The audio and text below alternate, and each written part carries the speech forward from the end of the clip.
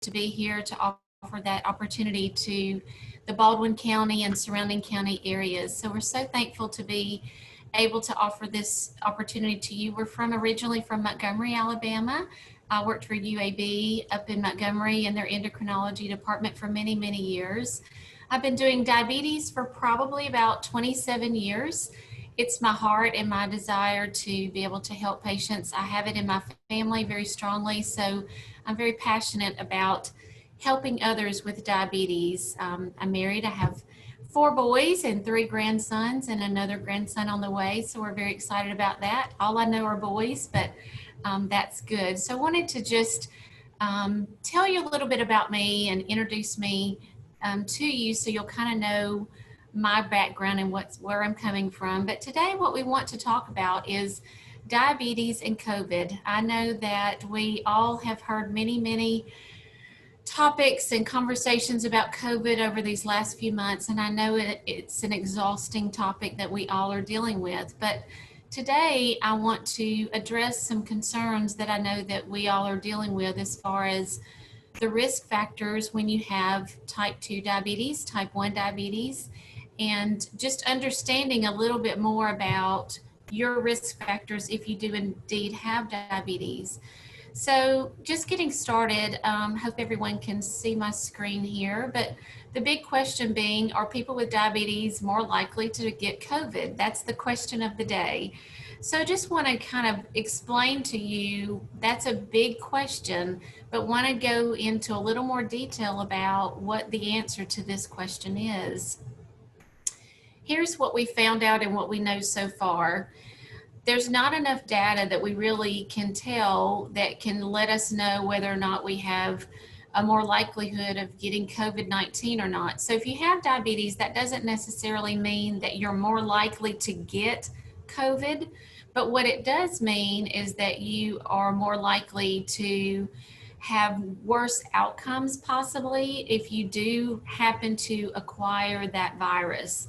So again, you're not more at risk for getting the virus, but you do, if you happen to get the virus, you're more likely to have more extensive complications, and we'll talk further about that for sure. People with diabetes have a higher rate of serious complications than those that don't have diabetes, and we all know that that puts you in a different category. For instance, those of you who have heart disease or kidney disease, you already are a little more compromised than the average patient. And so that's why we're very protective when you hear the national studies of things that are going on right now with COVID and diabetes. Again, you're not more likely to get it, but you are more susceptible to become sicker if you do get it. So that's what we want to focus on today. So to answer that question again, are you more likely to experience serious complications from diabetes? And the answer to that is yes.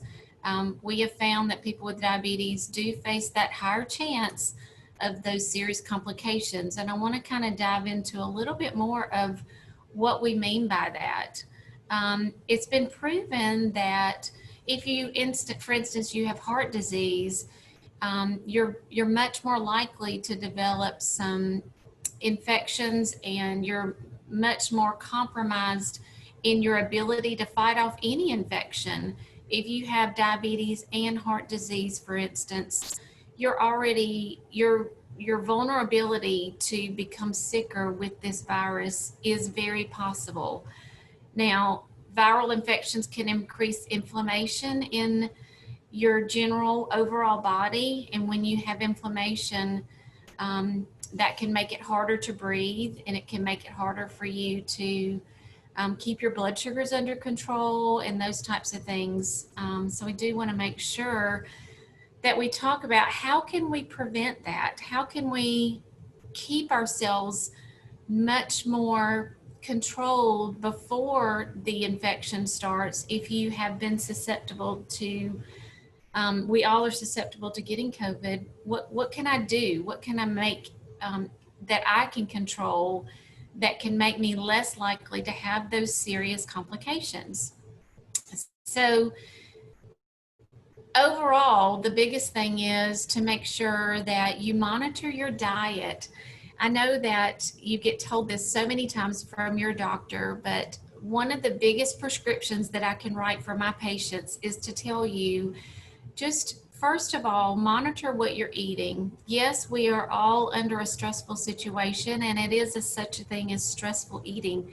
So that's something that is very common right now. And I can tell you, I think there should be a new diagnosis out there of COVID weight gain, because we all have been quarantined and we all have put on weight during this pandemic, and that's natural. So don't be too hard on yourself. But moving forward, it is more serious than ever for you to take control of the things that you do make available to yourself. If you make available the bad things, then that's what we're going to snack on.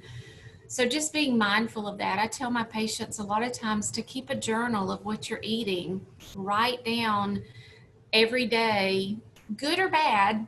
This is non-judgmental zone, but write down what you eat every day, and you'll be surprised at how many times a day you're snacking, and you may not realize it, and maybe what you're snacking on.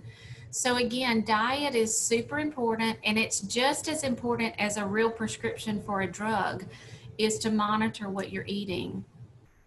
The second thing that we can talk about is staying active and getting moving.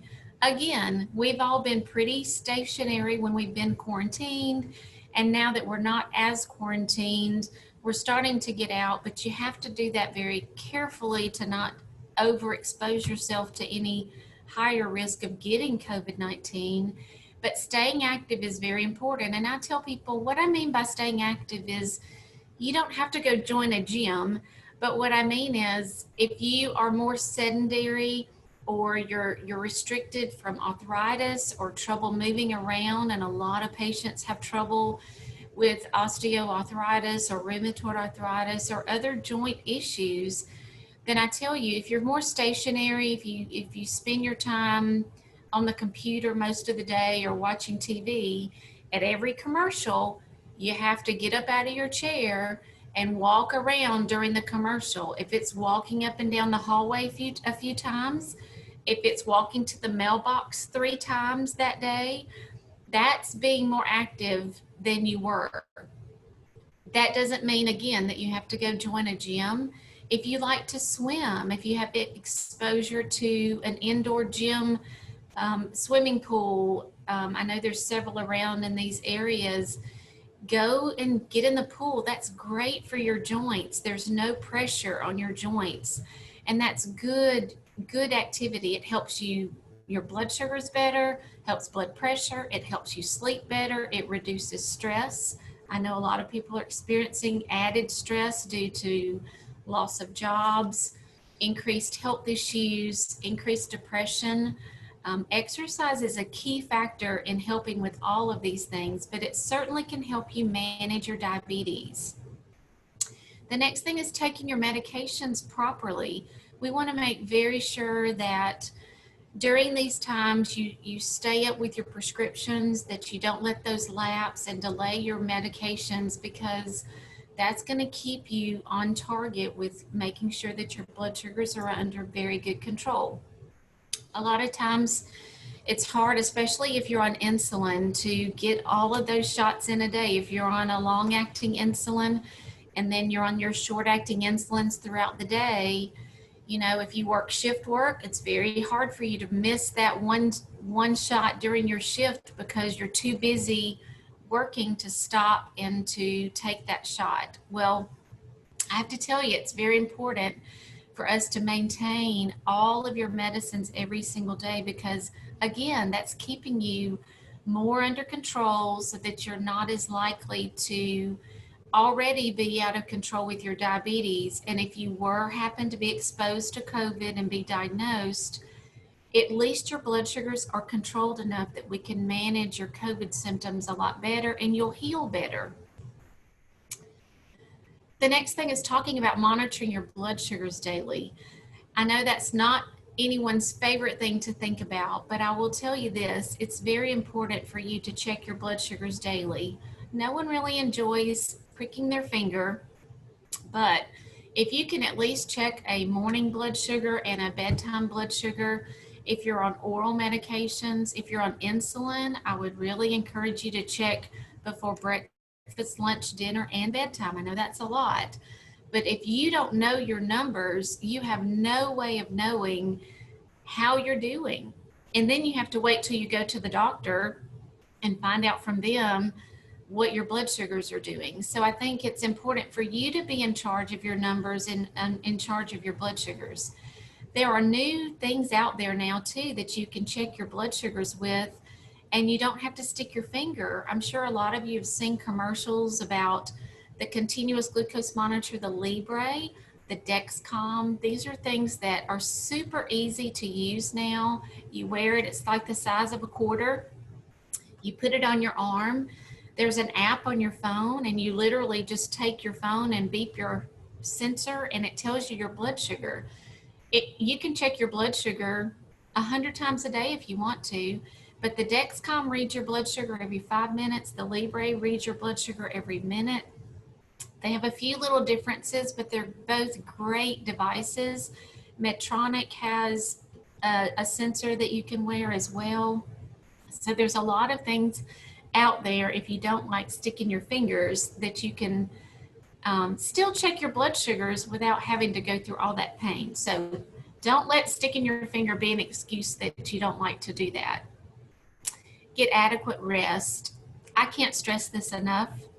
I'll tell you that rest, again, is one of the most important things that you can do with your diabetes. Getting adequate rest, your body just kind of resets itself and it gets you ready for the next day. And if you're not resting well, I do want you to follow up with your primary doctor. Maybe you need a sleep study. Maybe you have sleep apnea. There's a lot of reasons that people aren't getting a lot of rest. Some people have urine problems. They're getting up all night long for urine problems. So just make sure that you're getting plenty of rest.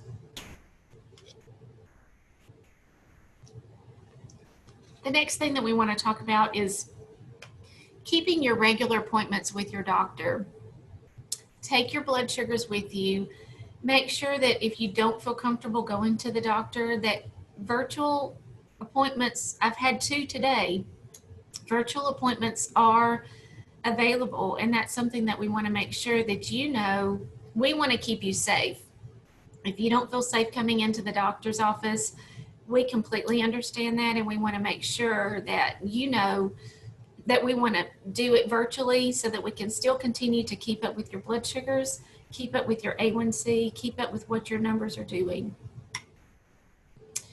And lastly, I want you to stay in control of your A1C. Those of you who may not know what your A1C is, that's an average blood sugar over the last 3 months.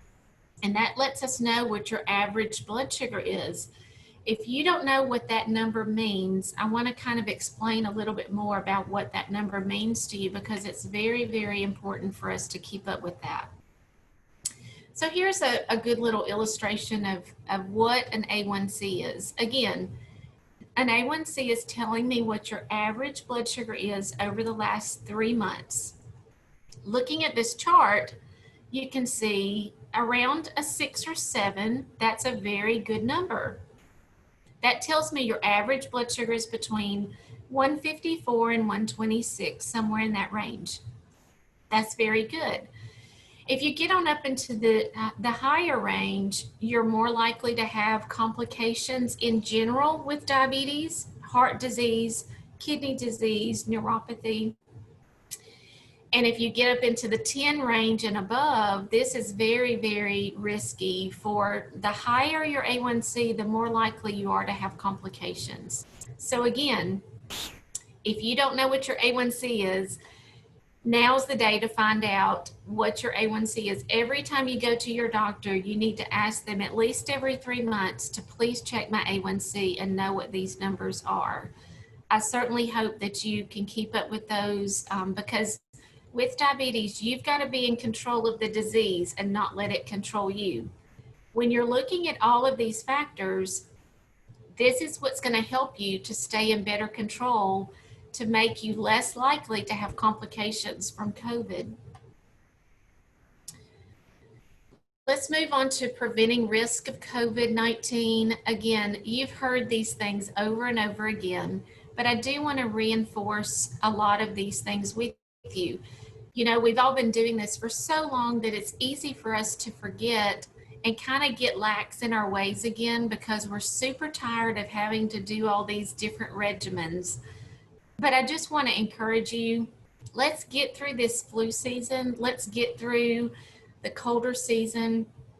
And I think we're going to be able to get on the other side of it if you'll just use good daily habits. Number one, avoiding close contact with people who are sick. I know that sounds like common sense, but again, as the holidays come about, I am all about family, and I think that's so important for family to be together. But just use caution. Just make sure that you wash your hands, that you're not sick, no one there has been sick, and just using good judgment. Clean your hands often. Good old soap and water, counting to 20, saying your ABCs, singing a song. That's so important. Get up under your nails, scrub in between your fingers. That is very important and so easy for us to do. And I think we all are doing a much better job with that than we had before COVID. If you don't have that with you, availability, keep some Germ-X with you or some hand sanitizer of some sort, making sure that it's at least 60% alcohol based, because we want to make sure that it can kill the germs. So keep that with you at all times, making sure that you're washing your hands regularly or using the germicide sanitizers. Avoiding touching touch surface areas, the doorknobs, the door handles, the buggies at the grocery store. It's hard for us not to touch those anymore, but if you keep some wipes in your pocket, or they'll have wipes usually at the entrances, wipe them off before you use them, wipe them off after you've used them if you can, and then wash your hands again. Those are just easy things that we can do in public areas. I know when my husband and I go shopping or whatever, we come right out and we get in the car and we're putting hand sanitizer in our hands just to wash our hands really good. So be super careful with that as well. And moving on to avoiding your nose, your face, your eyes. I know if you're like me, our masks sometimes drive us crazy, and so we're constantly trying to pull at it and all of that, but try very hard if you can to not do that, and try very hard. I know we all probably didn't realize how many times we rub our nose and our eyes until we were told now that we're not supposed to. So just be very careful with touching your face in general, because that just puts you more and more at risk. Clean and disinfect your home and remove germs. I know if you're like me, I've never had so much Germ-X stuff and alcohol wipes and those types of things. I never thought I needed to worry about that as much as we have now, but just a routine wiping of your general surface areas, your countertops, your doorknobs, door handles, just making sure everything stays nice and clean. One of the big things I think for now is we're all so glad to probably be out, being able to get back into somewhat of a normal routine, going to church again, getting out to stores again, those types of things. If you're going to be in a closed environment, in a closed up area though, for a period of time, please be cautious with that. Please try to keep your mask on as much as possible. I know some people have breathing issues. It's very difficult. If you have breathing issues and you have diabetes, I would really strongly encourage you to avoid those tight areas and those public places like that. If you go out to dinner, I think it's fine to go to dinner as long as you're maybe trying to sit outside, maybe in a well-vented area. When you're in a smaller area, these germs just fly. Not only COVID, which is what we're all worried about now, but now we're into flu season, and that's going to be super important for us to watch. So just be careful with the environments that you're in, and just use caution. Avoiding all non-essential travel. I think sometimes it's, inevitable that you do have to get on an airplane right now. Use, very protective mask if you can, and hand sanitizers. If you can wear gloves, I would encourage you to wear gloves and use your alcohol wipes for sure, and your hand sanitizers. And lastly, wearing a mask. And I know that's a little controversial right now, but I will tell you that I think and I hope that we're going to have a less volumized flu season, because I think we all are being much more careful with where we're going, how we're hand sanitizing, wearing our masks. So those transmission of germs are not going to be as likely, but I would certainly encourage you to wear a mask if at all possible. A little curveball I wanted to throw at you is steroids. A lot of times when we get sick during these seasons, a lot of times, you know, the goldenrods are blooming and we're not able to realize that we go to the doctor. It may not be COVID, it may not be the flu, but you've got an upper respiratory infection. Well, guess what? The first thing they're going to give you, they're probably going to give you some antibiotics, and they're going to give you a steroid shot. If you have diabetes, steroids increase your blood sugars. If you didn't know that already, I wanted to emphasize that to you today. Steroids are good. If you have asthma, sometimes you need steroids to open up your lungs to be able to breathe better. If you get COVID, they're going to give you steroids. It's going to open up your lungs to help you breathe better. But I will tell you that it's very important for you to be aware, to make your doctors aware. If you go to a Pri-Med and they don't know your history, please make sure that you tell them that you have diabetes. Is there an alternative that you can give me besides steroids? If there's not an alternative, or if steroids outweigh the benefit outweighs the risk and you need to go ahead and get those steroids, then you need to monitor your blood sugar even more frequently. If you're not on insulin, it may be something that you temporarily have to do to keep your numbers down, because it's not unusual for blood sugars to go to 300, 400, 500 on steroids. And it depends on what kind of steroid that you get as to whether or not it lasts for 3 days or if it lasts for 3 weeks. Some people have to get injections in their back, and those have steroids in them. So be careful about making sure that you're your best advocate and that you can tell your doctors, remember that I have diabetes. What is this going to do to my blood sugars? How long is it going to last? Okay. If I can leave you with anything, I want to make sure that you understand how important it is to get your flu shot. I know there's a lot of people who don't believe in that, and I completely respect that. But I will tell you now more than ever, it is very important. If you have not gotten your flu shot already, please go get your flu shot. I can't emphasize that enough. That's one of the easiest and best ways to protect yourself during this next season that we're about to face, which is flu season. So we've got 2 things we're trying to deal with now, which is flu and COVID. So again, make sure you go out and get your flu shot. So in summary, I just want to review again what we've talked about. You're not at a higher risk for getting COVID, but if you have diabetes and contract the virus, you could be at higher risk for getting more complications from COVID. So I want to clear that up for you right now. There's just not enough research.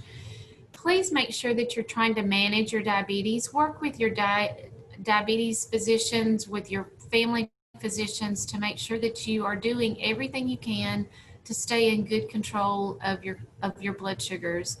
Try your best to prevent diabetes or COVID exposure. Make sure that you are trying to avoid big crowds or people that you know have been around it or been exposed to it. Be aware of the steroid effects if you do have to get a steroid injection, and please get your flu shot. So with that, I will be glad to take some questions if there's any questions. We had a couple questions in the chat. One person was asking about to prevent the cross-contamination with COVID using gloves, since the average person may not know how to do that effectively. Is it effective and or safe during COVID season that you would encourage people to wear gloves? That's a great question. I know a lot of times we wear gloves, but then we're wearing gloves in multiple places, the same pair of gloves. I think more is better. I may be a little overly sensitive to that, but I do think especially going to the grocery store or something like that. If you have access to some gloves, it's not a bad idea for you to, because you're touching cans on the shelf and someone put those cans on that shelf, so they've touched it. Someone packaged those cans, so they've touched it. You think about how many people have touched those things, how many people have touched these buggies, even though they're being wiped off. So I think wearing gloves is probably a good thing. If you don't have access to gloves, very good hand washing and hand sanitizer would be the next best option. Okay, great. Our other question is about taking vitamins containing elderberry, and would that help to boost the immune system?